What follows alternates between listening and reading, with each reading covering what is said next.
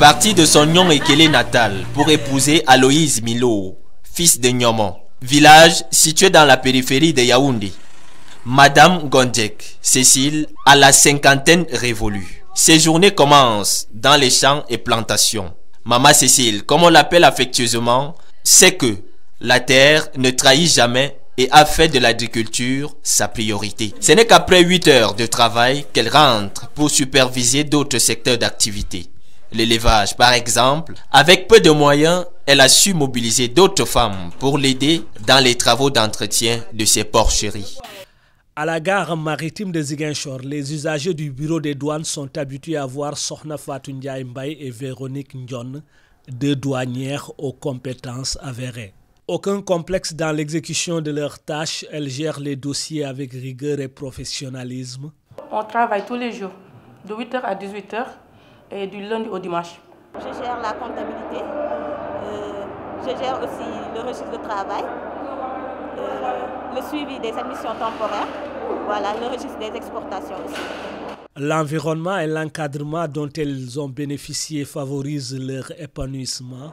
Leur souhait, c'est de voir un jour une femme à la direction générale des douanes. En attendant, elles continuent d'accomplir leur mission aux côtés des hommes. Vêtue d'une blouse et entourée de ses employés, Sidonie Ouedraogo est en train de pasteuriser le lait. Elle fait de la laiterie. L'huile de terre, et on produit du yaourt, les délices du mohon, on produit du dégué. J'utilise les deux, le lait de vache et puis le lait en poudre. Disons que le lait de vache c'est périodique. Pendant la saison sèche, les fournisseurs ne gagnent pas la quantité suffisante.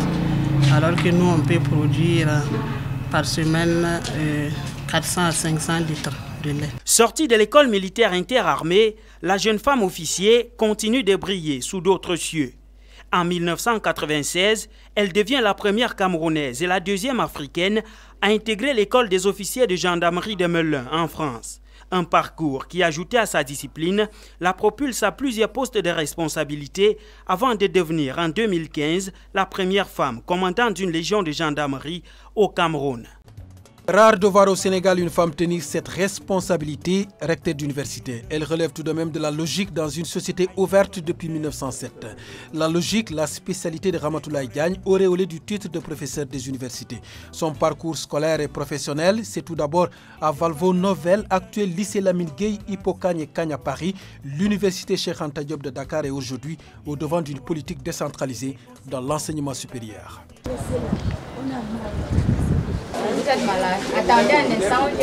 Pas une minute de répit pour Madame le commissaire de police principale, une fois à son lieu de service. Isabelle Fouda, épouse aisée, fait la ronde pour prendre le pouls du commissariat de sécurité publique du 10e arrondissement, dont elle a la charge depuis 2014. La native d'Union Esso dans la région du centre se voyait plutôt dans la magistrature après ses études universitaires. Je suis entrée à la police. Au début, j'étais pas très enthousiasmée étant donné que en faisant le droit, je voulais être magistrat. J'ai retenu que dans le monde, dans la société dans laquelle nous sommes aujourd'hui, quand on est une femme, il faut se battre pour arriver où on veut arriver et que la place de la femme, c'est là où elle a envie d'être, c'est pas quelque chose qu'on lui a prédestiné. La voici, Blanche Mikaël Bakam, âgée de 25 ans. Elle exerce comme mécanicien moto, ici depuis plus de 5 ans. Aucune pièce de la moto n'est étrange à Blanche Bakam, tout comme la conduite de cet engin à 2 roues. Et elle s'y plaît.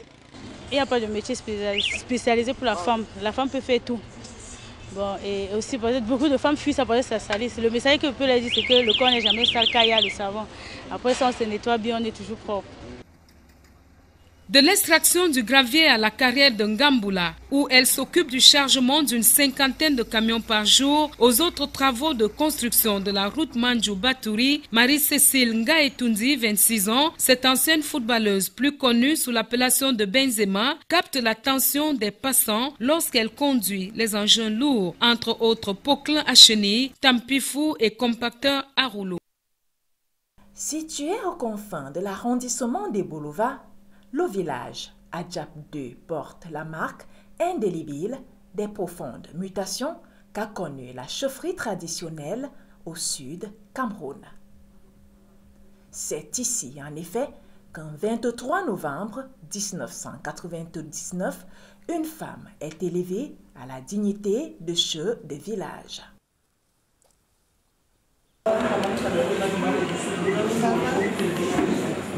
On l'appelle affectueusement ici Taïda, nom qu'on attribue le plus à une personne qu'on aime, accueillante, bonne conseillère, Madame le directeur adjoint de l'hôpital général de Douala, Dr Kalis Ida Penda, du haut de ses 59 ans, manage depuis le 2 juillet 2018 cette formation hospitalière avec objectivité, rigueur, mais surtout avec un cœur de mère.